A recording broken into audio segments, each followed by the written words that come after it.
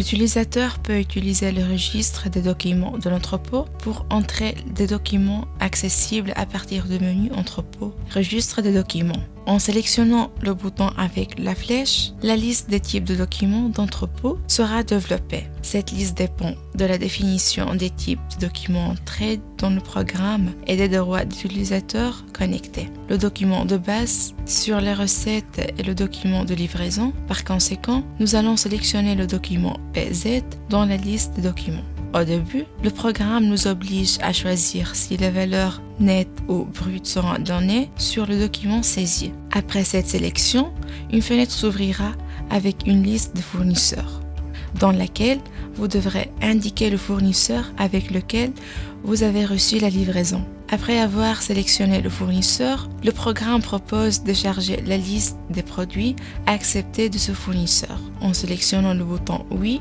le programme baissera la liste de produits. Nous sélectionnons l'option Non pour présenter l'ajout de position de document. Complétez ensuite la date de livraison avec laquelle le document sera visible dans le programme et une description du document source, à savoir le numéro du document que nous avons reçu de l'entrepreneur, la date de la facture ou du document de livraison, la date de paiement et le type de document source. À ce stade, il est également possible de spécifier la devise du document de livraison. Cela conduit au service des livraisons de l'étranger avec conversion automatique de la valeur en monnaie nationale. Le taux de change peut provenir des sources externes, par exemple en Pologne NBP, ou être entré manuellement. Après avoir complété les informations de base sur le document, vous pouvez entrer la position du document. Sélectionnez le bouton Ajouter ou appuyer sur le bouton Insérer du clavier de l'ordinateur. Une fenêtre s'affiche avec la sélection des produits définis dans le catalogue de produits. En utilisant un mécanisme de filtrage similaire, comme dans la fenêtre de sélection des contractants, nous pouvons sélectionner un ou plusieurs produits à placer sur un document magasin. Après avoir confirmé la liste de produits, le programme modifie le document. Lors de la saisie des articles sur le document de livraison, des informations sur la quantité acceptée et le prix de produits stockés doivent être fournies.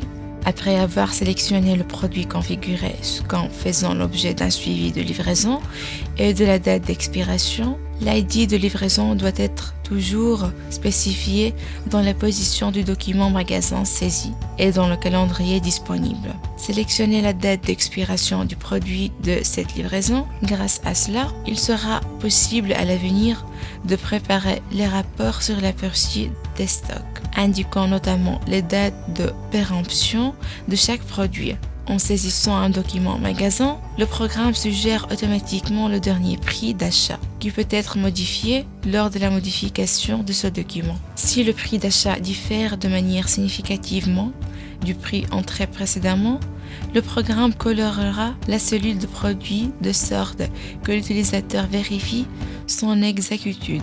Lors de l'édition d'un document, vous pouvez entrer d'autres entrées à l'aide du bouton Ajouter. Comme précédemment, une fenêtre apparaît avec la sélection des produits définis dans le catalogue de produits. En utilisant le mécanisme de filtrage, nous pouvons choisir le produit à placer sur le document magasin. En utilisant une position de document, vous pouvez également le saisir dans l'unité de mesure de fournisseur. Par exemple, dans un emballage en vrac, dans ce cas, sélectionnez l'entité figurant sur le bouton de livraison et renseignez le champ contenu, qui doit contenir l'unité du fournisseur dans l'unité de stockage principale. Grâce à cela, lors de la saisie de marchandises dans l'unité de fournisseur, dans l'application BOSS, le prix d'achat net ou brut concernant le prix par unité de fournisseur doit être identique à celui indiqué sur le document reçu de l'entrepreneur. Il est possible de suspendre à tout moment lors de la saisie d'un document magasin afin de pouvoir passer à d'autres options du programme et de revenir ultérieurement à l'édition de ce document. Le document suspendu n'a aucun effet sur le stock et le registre de documents est marqué en rose.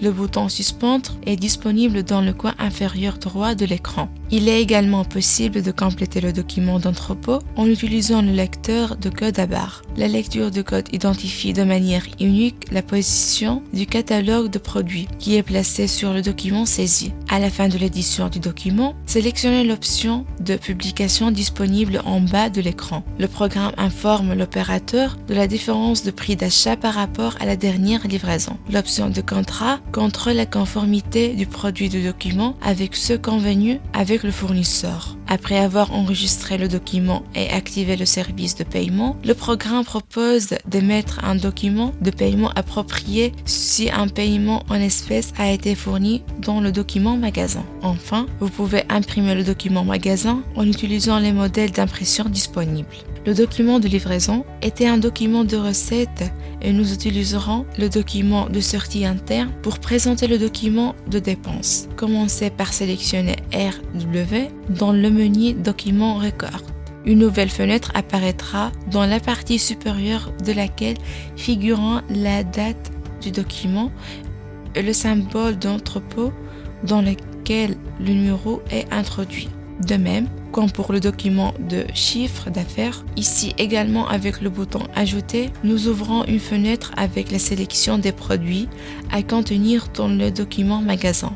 Si un produit faisant l'objet d'un lot, c'est-à-dire le contrôle de livraison, a été sélectionné pour le document, une fenêtre s'ouvrira avec la nécessité d'indiquer la livraison à partir de laquelle les dépenses seront effectuées. Pour les autres produits, seules les quantités sujettes au problème doivent être spécifiées. La valeur des produits à consommer est calculée sur la base de la méthode de valorisation FIFO, c'est-à-dire premier entrée, premier sortie. Dans le cas de documents de service, vous pouvez également utiliser l'option de se suspendre pour une édition et une publication ultérieure. Les documents suspendus sont dans le registre des documents d'entrepôt. Pour que la vente soit épuisée, utilisez l'option Mettre les ventes disponible dans l'onglet Entrepôt.